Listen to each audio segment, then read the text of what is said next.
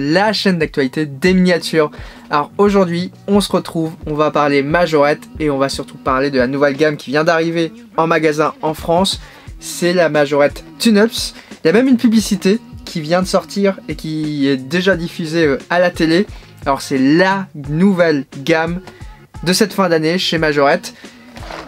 Une gamme avec 18 modèles à collectionner et qui change de l'ordinaire puisque ce n'est pas des boîtes, ce n'est pas des blisters, ce n'est pas des coffrets.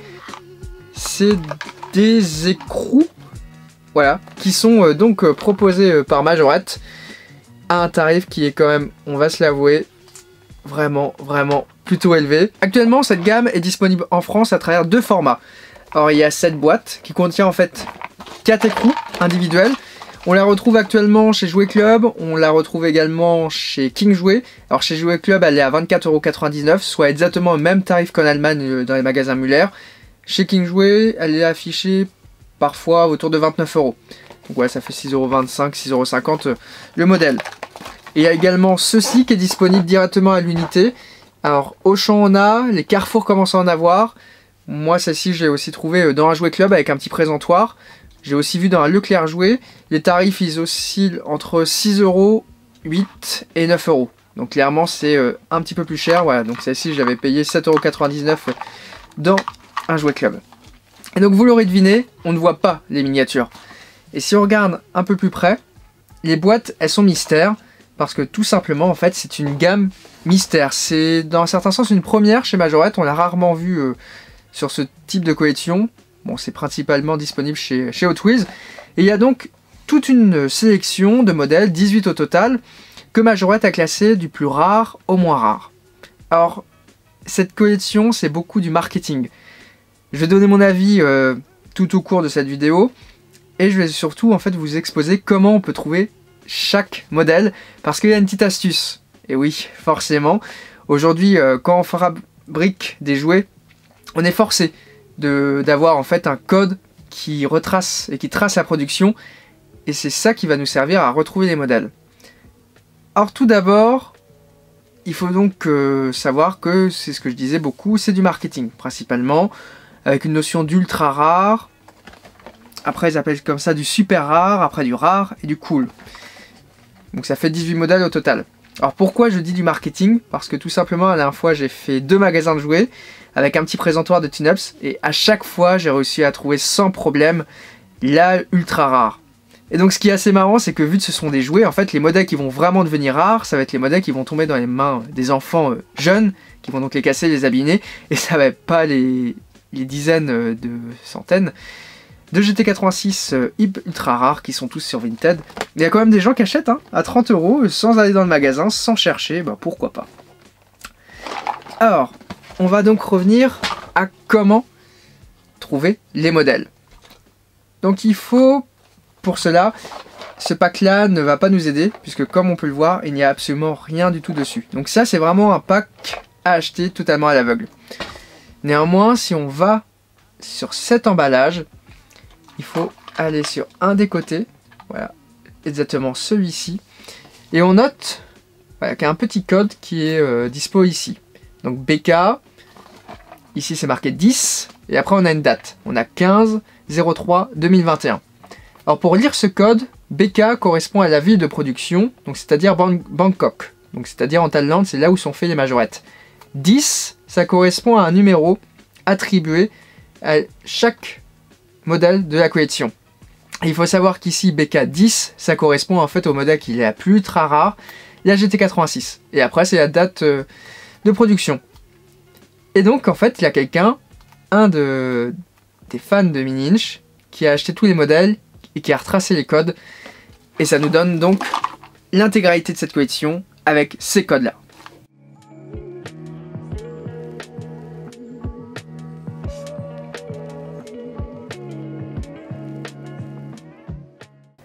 Bon, et puis maintenant on va ouvrir cette série pour la découvrir en totalité. Alors tout d'abord au niveau du packaging, moi je suis vraiment pas du tout fan. C'est très compliqué en fait dans un magasin de savoir qu'est-ce que c'est. On a beaucoup de surcharge, il y a des flammes. C'est une série qui est très originale, qui est très tournée tuning. Alors aujourd'hui on est en 2021, c'est complètement dérisoire, du moins en France. Après c'est vrai que c'est une série qui est principalement germanique. Donc voilà, premier point, c'est un petit peu compliqué. Après c'est une série qui est très chère, quand on pense que les majos sont donc dispo à tour de 7 €. Il faut savoir que c'est des majos qui sont totalement standards. Hein. Il y a juste des accessoires avec en plastique qui sont pas non plus extraordinaires. Donc en fait dans cette boîte, bon, rien de très compliqué, mais on va juste avoir 4 petits modèles qui sont dans leur roue de manière individuelle. Donc là ce qui va nous intéresser c'est ouvrir celle-ci, la miniature. Allez, donc pour l'ouvrir on voit qu'il y a une petite ligne ici, ouais c'est marqué Open Air, un petit peu d'anglais.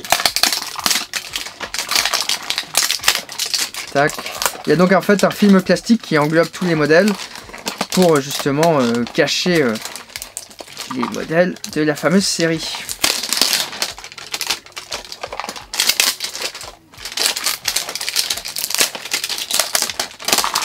Une bonne dose, hein. Hop. Et une fois qu'on a ouvert cette série, on remarque ici, il y a un petit petite tirette qui va en fait permettre de pouvoir libérer la voiture qui est dedans. Voilà. Donc la voiture est dans un emballage qui est ici en plastique, tout autour on a du carton et on retrouve une molette en plastique. Donc logiquement il suffit de la tourner comme ça, de l'enlever et voilà, ça permet donc de libérer la boîte. À l'intérieur de celle-ci, on retrouve un dépliant. Bon, vive le marketing. Comme ça, on va retrouver le fait que ce soit bien une ultra rare. Et oui, puisque avec le code, en fait, on a bien réussi à avoir la GT86 ultra rare. Donc on a un plastique qui englobe la miniature. Et on découvre la voiture. Alors pourquoi cette GT86 est aussi particulière? Parce que c'est un nouveau moule de cette année 2021.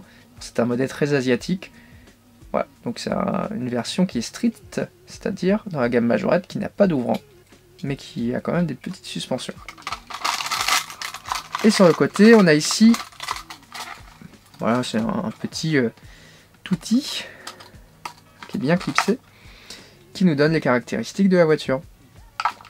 Alors c'est vrai qu'au premier abord, en fait, il y en a certains qui enlèvent le plastique de la voiture pour essayer de voir justement quel modèle correspond à la boîte.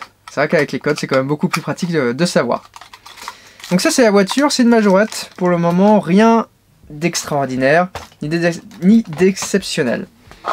Et donc, cette série est d'une série, comme son nom l'indique, tune-ups, c'est-à-dire l'objectif va être de tuner sa voiture avec des accessoires. Donc là, par exemple, on ouvre ici, on voit qu'on a donc des roues en gomme supplémentaires qui vont être à fixer tout autour des roues. Donc on en a 4. Ah non, on en a que 3. Bon, on en aura que 3. Peut-être dans l'autre pochette, c'est bizarre ça. Ok, ouais, je confirme que 3 et un petit autocollant. Ok, et si on regarde de l'autre côté ce qu'on a une coque qui est en plastique. Bon, moi j'ai pas de chance en plus, vous voyez, il n'y a que 3 roues. Bon, dommage pour cette revue. Alors logiquement, on doit pouvoir assembler, voilà, comme ça, les roues en gomme les unes sur les autres. Ça doit pouvoir se clipser. Voilà. Bon, on mettra que les arrières. Hein. Donc c'est des surpneus. Voilà, et ça permet d'avoir des grosses roues. Pourquoi pas, hein. Ok. Après, donc on a une base qui est en plastique. Et là, en fait, toute la logique de cette série, c'est qu'il n'y a que du clipsable. Alors, voilà, pas très pratique, j'ai mis les roues, fallait pas. Là, je fais exprès de pas lire la notice, hein. Normalement ça reste quand même des jouets pour des enfants plutôt jeunes. Alors déjà c'est quand même plutôt fragile au niveau du plastique.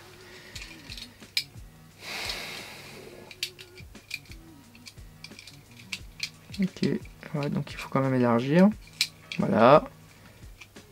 Je pense que ça se casse hyper facilement. Voilà, et après normalement ça se clipse. Ok.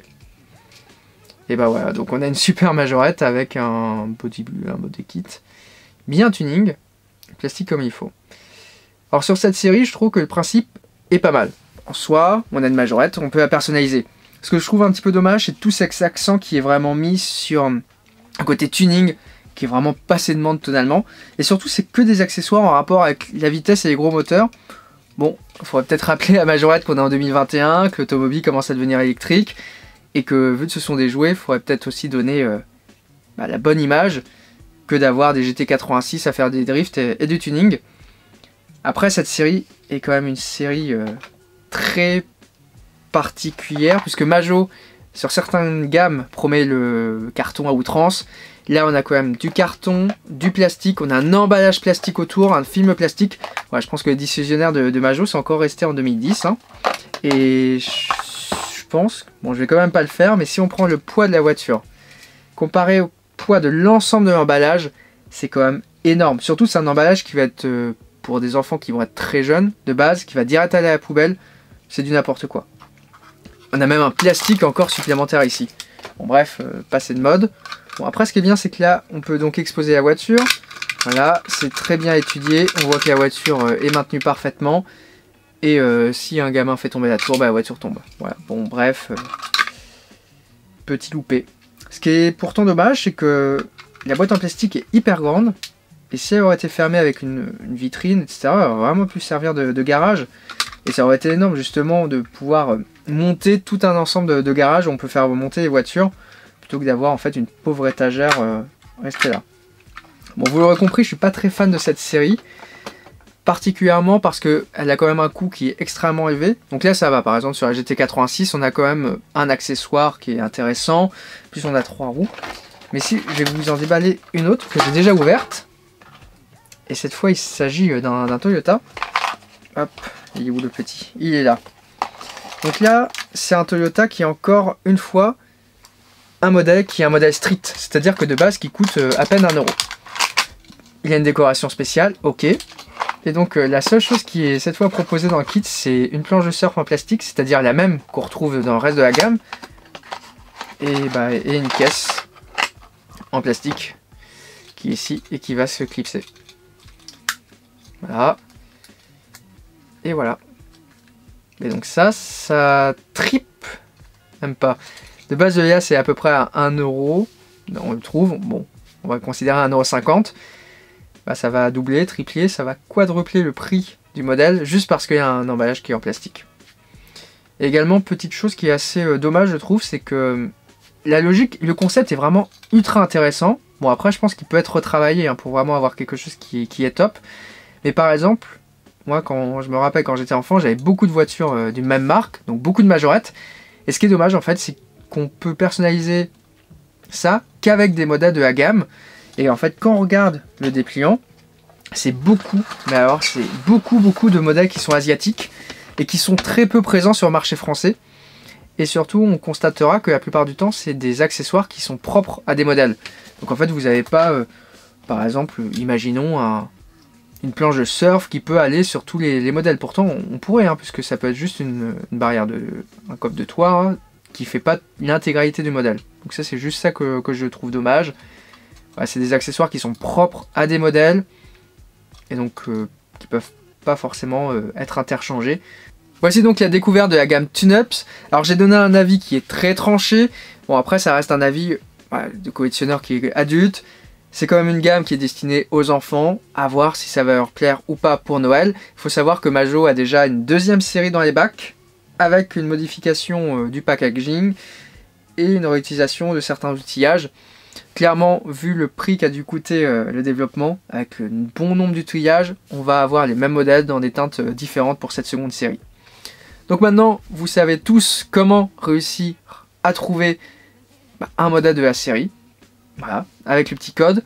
Vous avez de toute façon l'article qui va pas tarder à sortir sur Mini-Inch. Globalement, c'est quand même une série qui est plutôt sympa. Il y a 2 modèles qui sont donc inédits si on regarde. On a donc la GT86 et on a aussi la Dodge Charger. Bref, la meilleure des choses pour se faire un avis personnel, c'est d'aller en magasin, d'en acheter.